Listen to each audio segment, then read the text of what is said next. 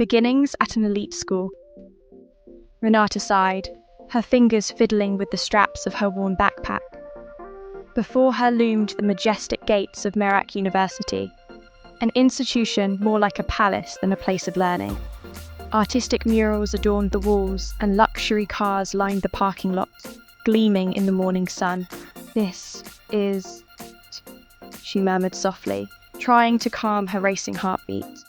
She knew full well she was an anomaly here, a girl from a humble background who had managed to break through these golden walls thanks to a full scholarship, a fact that could feel like both a badge of honour and a heavy burden.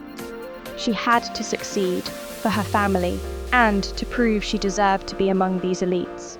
Her hesitant footsteps led her into the main corridor. There, the previously tense atmosphere suddenly froze, not because of the architectural beauty, but because of their appearance, B4 or 4-star. They moved as if the corridor were their own personal catwalk. 4 handsome young men with auras so powerful, they almost suffocated the air. The other male and female students automatically stepped aside, either lowering their gazes or conversely adoring them with longing gazes. Ahead, with the most arrogant strides, walked Davian. He was the son of Beful, the centre of everything. Wearing an expensive leather jacket and a cold gaze, Davian was the definition of arrogance, spoiled, and power. He didn't need to try to attract attention. Attention simply bowed to him. The occasional lopsided smile on his lips felt more threatening than friendly. Right beside him was Farrel. In contrast to the striking Davian, Farrel was like a shadow. He always wore black, his gaze fixed straight ahead, as if his thoughts were 1,000 miles away. He was quiet and mysterious. It was rare to see him smile or even speak at length. His silence was far more intimidating than shouting. On the other hand, a crisp laugh broke the tension. It was Mahendra, a man with a casual style and a bright branded t-shirt. His face was always friendly and full of jokes.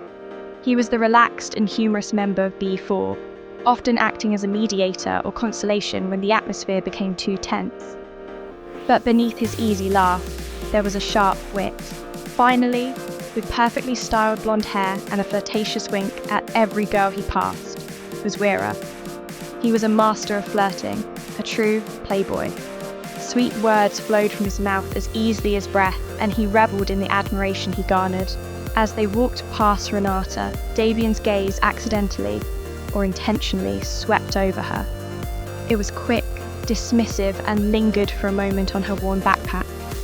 A faint, contemptuous smile crossed Davian's lips. Renata felt her cheeks heat up.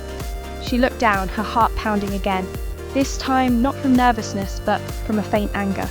They were only 4 of them, but they reigned supreme at Merak University. "Never look up, Renata.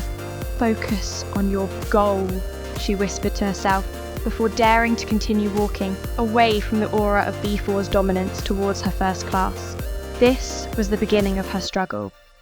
She knew that, in the world of Davian and his friends, she was nothing but dust.